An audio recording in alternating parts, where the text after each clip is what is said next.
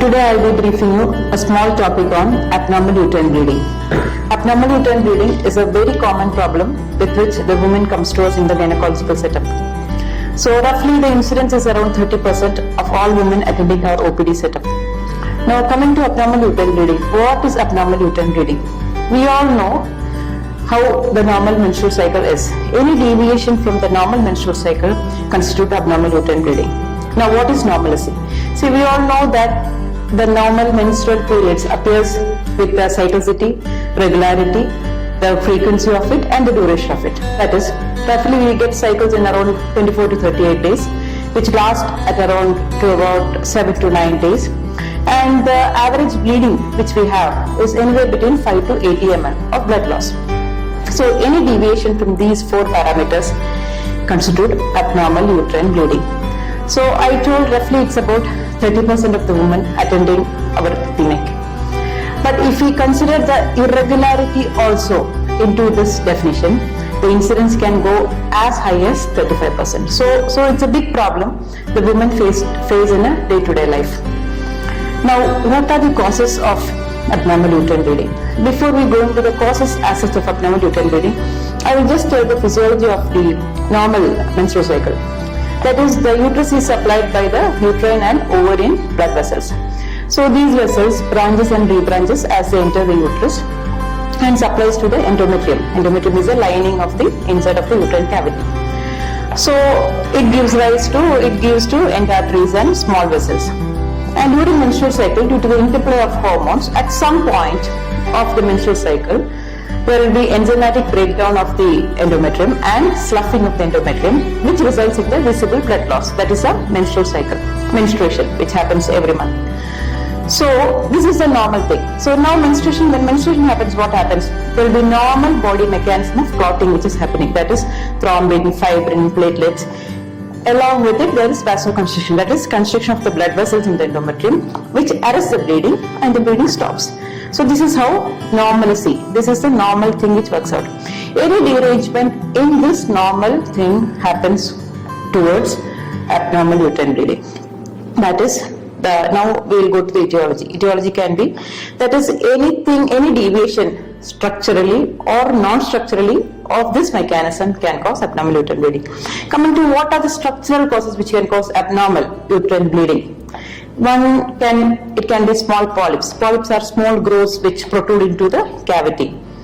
It can be adenomyosis. Adenomyosis is a condition where there is a diffuse enlargement of the uterus. It can be leiomyomas, that is small uterine fibroids. It can be malignancies, that is cancers, or pre-malignant conditions. So these are some of the structural causes that can cause abnormal uterine bleeding. Now what are the non-structural causes? There are some non-structural causes which causes abnormal uterine bleeding. One is the coagulopathies, that is, I told you how the body mechanism acts to arrest bleeding. So any coagulation, bleeding or clotting disorders, any ovulatory dysfunctions, that is anything which concerns the hypothalamic pituitary ovarian axis. Okay, any iatrogenic causes, that is any drug induced, the person is taking some other medication which can cause secondary this bleeding. And some other non-specific causes and endometrial causes also. These are some of the causes, non-structural causes which causes abnormal uterine bleeding. Anyway, because of all these things, person is having abnormal uterine bleeding and she comes to us. Now, how do we evaluate the case of abnormal uterine bleeding? First, as with any cases, some brief questionnaire regarding the menstrual cycle, the cyclicity, the regularity, the duration, age of menarche, what is the pattern of flow, how much is the volume she is bleeding. Definitely the parity index, that is how many children she has she completed the family, future fertility desires, is she on any contraception, especially hormonal contraceptions, sexual histories, family histories, any history of coagulopathies, any history of drug intake, and definitely social histories also like substance abuse, etc. And also specific histories regarding any hormonal disorders or dysfunctions should be asked for. So once we complete the history, we go to the clinical examination. Clinical examination, first definitely a general physical examination. There can be signs and symptoms of anemia. So we have to rule out that. See, for any other hormonal problems like thyroid has to be examined. any signs of hypercholesterolemia, hyperandrogenism, etc. So once the general examination is over, go for a systemic examination, that is a abdominal pelvic examination to see for the cervix, the uterus, ovaries, etc. So once we finish the history and the clinical examination, we reach a certain provisional diagnosis or some differential diagnosis in some cases. So then we should confirm the diagnosis with our help of our investigations. Now, how do we investigate? See, when I say abdominal uterine bleeding, we are specifically speaking about a gynecological cause. We are speaking of bleeding outside the pregnancy, not in. So pregnancy is not involved in this condition. So once we investigate, definitely pregnancy has to be ruled out. After that, we have to follow with the basic routine investigation like a complete blood count to see what the hemoglobin levels. If she is anemic, we have to go in for the iron studies. We have to see for the coagulation profiles, maybe renal function test, kidney function test, and liver function test, etc. Now, once we do with the general blood investigations, hemogram, go for a further imaging studies. The imaging studies which we commonly use and which is very helpful is a transvaginal ultrasound, which help us to delineate the structural causes of abnormal uterine bleeding. Definitely polyps, myomas, hyperplasias, a thickening of the endometrium. All those things can be picked up with the help of an transvaginal ultrasound. MRI is a higher level of investigations. Usually, routinely we don't do, but when we plan of something surgically, or when we are seeing some huge masses or malignancy, or we want to rule out something, we opt for a higher level of investigation like an MRI. Uterine endometrial biopsy. Biopsy we need not do in all cases, but this abnormal uterine bleeding is very common in the extremes of age group like menarche age group and perimenopausal. So when we deal with the perimenopausal abnormal uterine bleeding, malignancy should be definitely ruled out. And some other invasive investigations like hysteroscopy.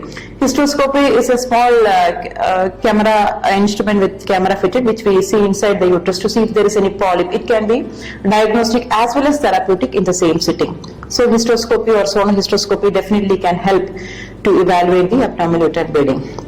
Now, once we had reached the diagnosis of an abnormal bleeding, coming to the treatment aspect of bleeding.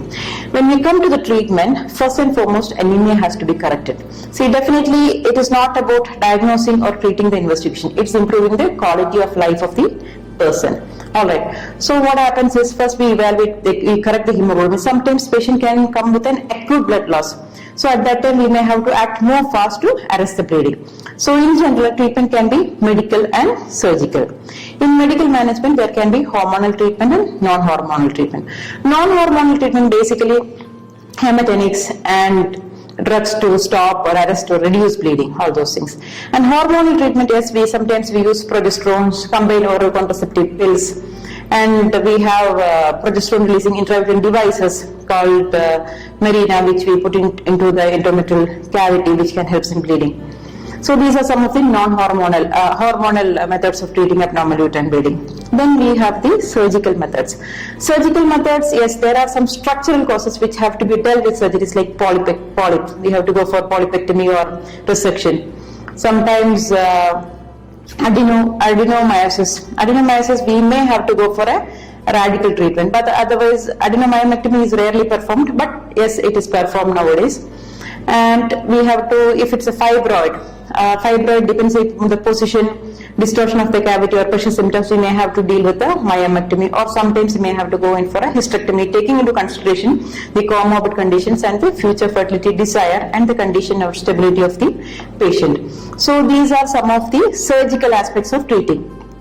Coming to prognosis, abnormal uterine bleeding, yes, carries a good prognosis, but depending upon the etiology. Most of the time, they do well with medical management, but sometimes when the causes are structural, we may have to go in for a surgical management. Now, any cases like whether it's surgical or medical, our aim is to improve the clinical stability of the patient, the condition of the patient, and we should also not miss out on things like serious things like malignancy, and we should also think about the comorbid conditions of the patient, quality of life of the patient, and future fertility pattern or desire of the patient.